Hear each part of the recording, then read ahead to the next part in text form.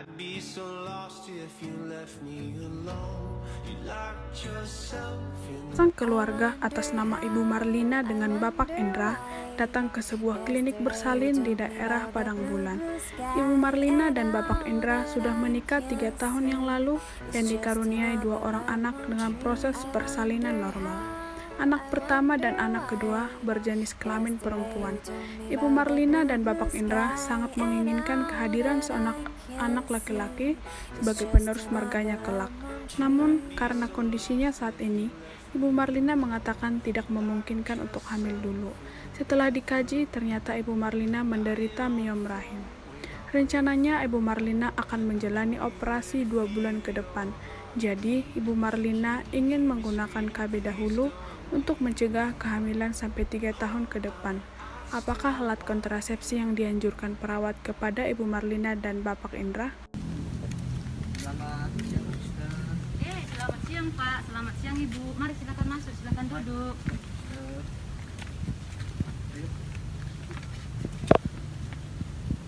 Kalau boleh tahu dengan Bapak siapa? Dengan Bapak Indra, Sister. Oh, Bapak Indra. Tujuan datang ke klinik Mau konsultasi, Sister. konsultasi tentang apa ini Pak? Tentang penggunaan kontrasepsi, Sister. Oh, alat kontrasepsi ya Pak. Kalau begitu kita isi identitas dulu ya Pak ya. Tadi dengan Bapak Indra ya, dengan Bapak Indra. Usia Pak? 27 tahun, Sister. 27 tahun ya, 27 tahun. Pekerjaan Bapak? Sebagai pekerja kantoran, Sister. Pekerja kantoran ya. Tadi pekerjaannya pegawai kantoran ya Pak? Ya, Sister. Kalau Ibu dengan atas nama siapa? Marlina, Sister. Marlina. Usia? 27 tahun, Sister. 27 tahun. Sama ya usianya dengan Bapak ya. Pekerjaan Ibu? Ibu rumah tangga, Sister. Oh, sebagai ibu rumah tangga. Tadi kan orang Bapak bilang mau datang ke klinik mau konsultasi tentang alat kontrasepsi ya Pak. Ya, Sister. Kalau boleh tahu, kenapa Bapak dan Ibu ingin menggunakan alat kontrasepsi? Jadi begini, Sister. Kami ini kan sudah menikah selama 5 tahun dan sudah memiliki 2 anak. 2 anak ini adalah perempuan dua-duanya, Sister.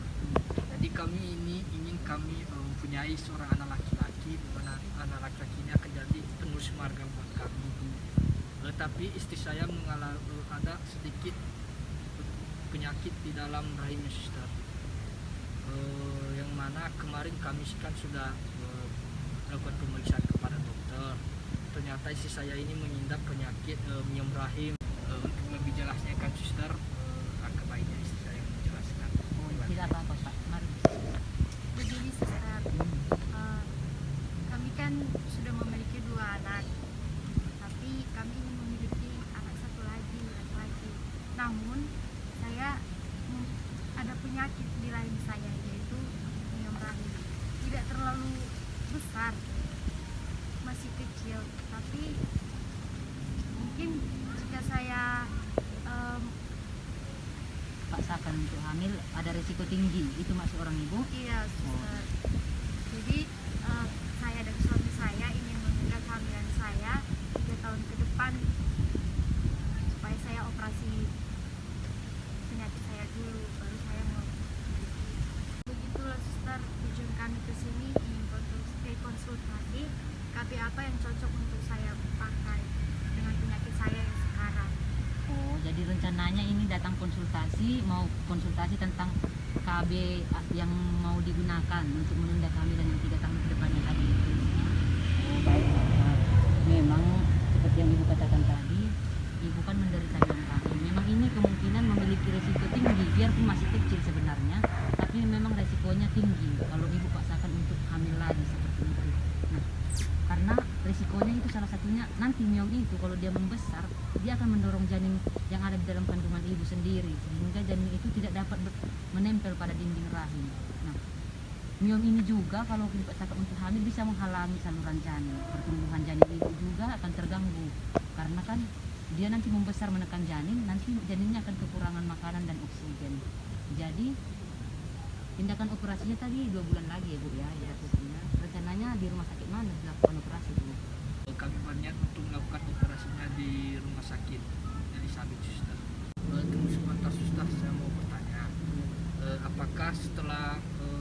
saya melakukan pengangkatan miom ini, apakah istri saya bisa hamil lagi, suster? Sebenarnya sih Pak, jika tindakan operasi yang dilakukannya itu kan hanya sebatas pengangkatan miom saja, tidak mengangkat rahim seluruhnya, kemungkinan untuk hamil itu sebenarnya masih ada, karena kan sperma masih bisa bertemu dengan sel ovum dan terjadi inflamasi di dinding rahim. Nah, tapi jika tindakan operasinya itu memang dilakukan untuk pengangkatan rahim seluruhnya karena miomnya sudah cukup besar, maka memang kemungkinan besar tidak bisa hamil lagi.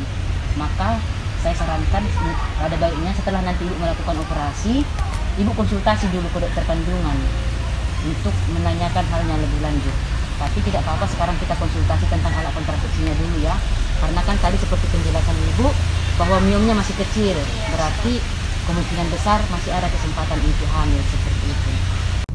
Baiklah Pak, baiklah Ibu. Kalau dari saya yang saya anjurkan itu ibu menggunakan KB implan. Nah, KB implan ini kan sering disebut dengan KB susu kalau di kita ya. Nanti dia akan dimasukkan ke lengan bagian atas ibu. Nah, sebenarnya KB implan ini kalau memang ibu benar-benar memakainya, ini dapat mencegah kehamilan selama 3 tahun sejak pertama kali dipasang seperti itu. Jadi KB implan yang nantinya dimasukkan di bawah kulit itu kan Pak, kan Ibu, nanti itu akan melepaskan hormon progestin sebenarnya dengan kadar rendah sih. Nah, selanjutnya hormon inilah nanti yang akan mencegah ovulasi. Ovulasi ini pelepasan sel telur dalam siklus bulanan, contoh seperti haid seperti itu kan. Nah, jika nanti kemungkinan ibu tidak akan mengalami haid karena hormon progestin yang nantinya dilepaskan oleh KB susu ini juga sebenarnya dia nanti akan menebalkan lendir yang ada di leher rahim seperti itu. Nah, inilah nanti yang dilakukan untuk mencegah agar sperma tidak bisa memasuki rahim. Selain itu, hormon ini juga nanti akan mampu menipiskan lapisan dinding rahim. Jika ada sperma yang berhasil membuai sel telur, telur tersebut akan sulit menempel pada dinding rahim sebagai awal mula kehamilan. Jadi kemungkinan besar jika penggunaan KB susu ini digunakan dengan benar, dia efektivitasnya bisa mencegah kehamilan kurang lebih dari 5 tahun. Kalau kelebihan dari KB implan ini, yang pertama itu memberikan perlindungan dalam jangka panjang, di mana KB implan ini dapat bertahan nanti mencegah kehamilan selama 5 tahun. Nah, yang kedua, reversibel atau dapat dicabut setiap saat sesuai dengan kebutuhan. Contohnya, entah orang ibu mau mencabut, tadi kan mau 3 tahun ke depan, tapi kalau pun mau digunakan dalam 2 tahun, dia bisa. Siapa tahu dalam jangka 2 tahun orang ibu cukuplah KB di sini. Kami mau untuk konsultasi untuk kehamilan ketiga, ini boleh digunakan dan juga tidak mengganggu bagi ibu yang menyusui. Dia ada keuntungannya Bu, dari keuntungan tentu ada kekurangannya juga ya. Nah, kekurangan dari KB implan ini mungkin nanti ibu akan merasa sakit atau memar setelah dipasang KB implan di bagian lengan ibu. Nah, mungkin resiko kecil sih sebenarnya terkena infeksi seperti itu. Lalu nanti mungkin akan timbul keluhan-keluhan seperti sakit kepala, nyeri dada, perasaan mual, pusing, dan peningkatan serta penurunan berat badan. Jadi ini ciri-cirinya. Jadi ketika mengalami ini, ibu tidak usah terlalu, saya kenapa? Ini efek dari KB implan yang ibu gunakan. Sebenarnya implan ini jadi ini kan masih konsultasi ya ibu ya. Jadi nanti setelah ibu mengalami menstruasi 5 hari ke depannya, ibu bisa datang untuk kita lakukan penggunaan KB implan ini. Baiklah Pak, Ibu, mungkin inilah sedikit penjelasan yang boleh saya jelaskan tentang KB implan yang saya anjurkan menurut cerita orang ibu tadi. Bagaimana? Apakah ada pertanyaan dari Bapak dan Ibu? Untuk sekarang nggak ada, suster. Tidak ada ya Pak. Kalau begitu, terima kasih sudah datang untuk berkonsultasi di klinik ini. Semoga nanti pemasangan KB ini bisa cocok dengan ibu dan bisa mencegah kehamilan seperti yang ibu harapkan setelah nanti dilakukan pengangkatan miom pada rahim ibu. Semoga sehat dan mudah-mudahan mendapatkan anak laki-laki yang untuk kehamilan ketiga ya Pak. Ibu, Terima kasih atas konsultasinya, suster. terima kasih kembali. Terima kasih ya Pak. Ibu, dadah.